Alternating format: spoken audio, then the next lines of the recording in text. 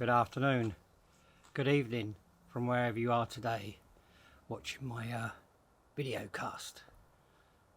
Gotta call it video cast. I might call it garden cast because that's where I am, in my garden or in my yard or my outdoor studio, as sometimes I refer to it as. So that's where I am today, and that's going to be doing some questions that have come through to cover a few bits and pieces. Now, the first question that I've got through that I think is a really important question is that why do we have to do the themes? Why can't we just do any pictures, any random pictures?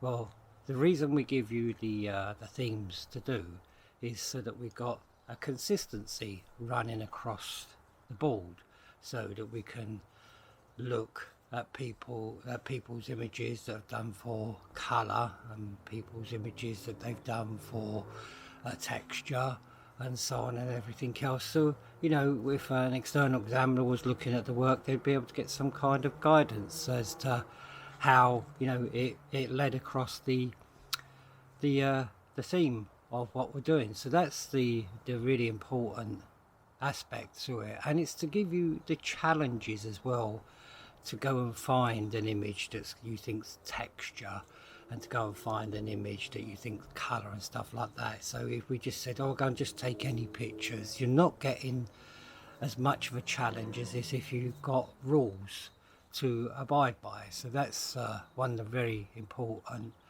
reasons for that. And as well, you know,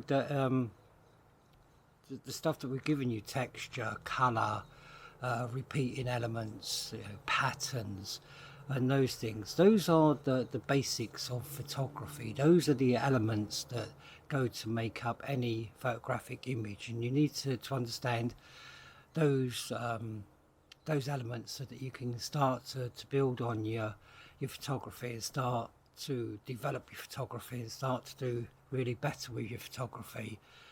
Because, you know, the images I'm getting to see at the moment, they're really good images, really interesting, really, you know, well done. There's a lot of thought going into the images and what you're doing and what you're taking. So I'm really proud of you for doing that. And I don't just say that, you know, I really do mean it. And so that's the reason why I thought we're giving you those themes to follow through with. Now, I had a question in as well that perplexed me, really stumped me a little bit. Was somebody asked me that the marks for the images, which images are more important than other images, because in previous years that was the case. No, that's never been the case. All of the images, apart from your front cover, because your front cover has more weight to it than what the other 10 images have, but all of those images, all of those 10 images, all are as important as each and every one of them. So no images are going to get a higher mark than another image. So for example, texture doesn't carry a higher mark over colour. They're all the same kind of weighting to them. Now, where I think the confusion may have come from in this was in previous years when we've done a slightly different project, where we've had so many images being technical and so many images being creative. I always used to ask the students to make sure that they were balancing their portfolio across, so they was getting equal number of technical images as well as equal number of creative images.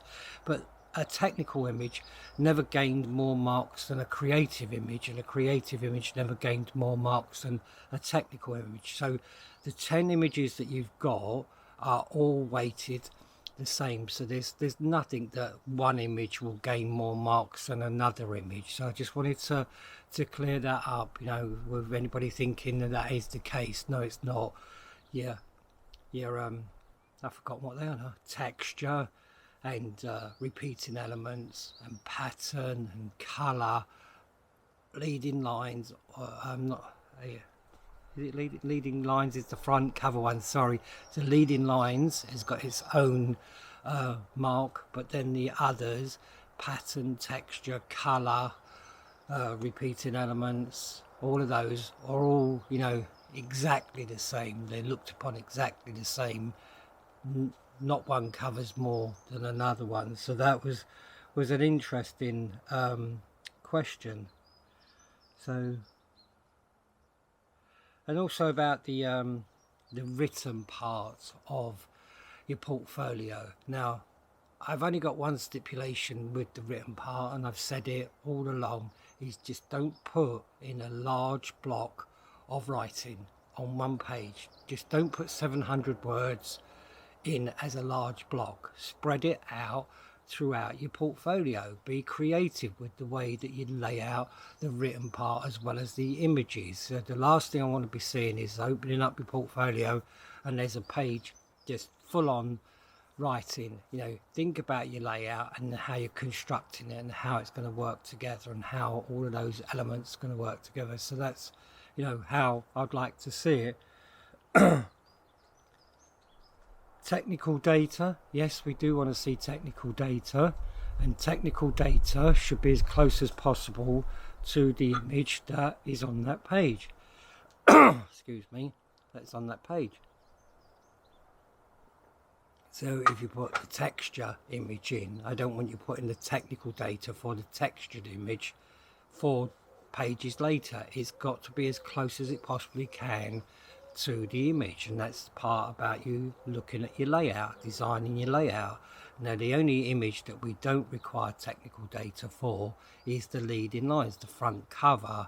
We don't, that's fine, you know, where you're going to put technical data on the front cover, so we always say that's fine, you can, you know, not put that one in, but the other 10, yes, you need to put in the technical data as close to the image as you possibly can. So the due date, 14th of May, okay, simple as 14th of May is your due date, all right? Can't say it any more than that. And a question I get asked a lot is, excuse me, which image do you like? How do you want the image to look? Which image do you prefer? Well, it's not a case of which image do I like, which image do I prefer. It's what you like. It's like what you want to put in to your portfolio, isn't it? You know, at the end of the day, I don't want 120 McMahons floating about in the photographic world. You know, you've got to start thinking about your own style of photography and what it means to you and what do you want me to see, not what you think's going to make me happy. That's not the case, and that's never the case on the undergraduate or the MSc. I want to see what you're doing. So I think I'll call it a day there. So, you know, take care, look after yourself, and I'll see you soon. Bye for now.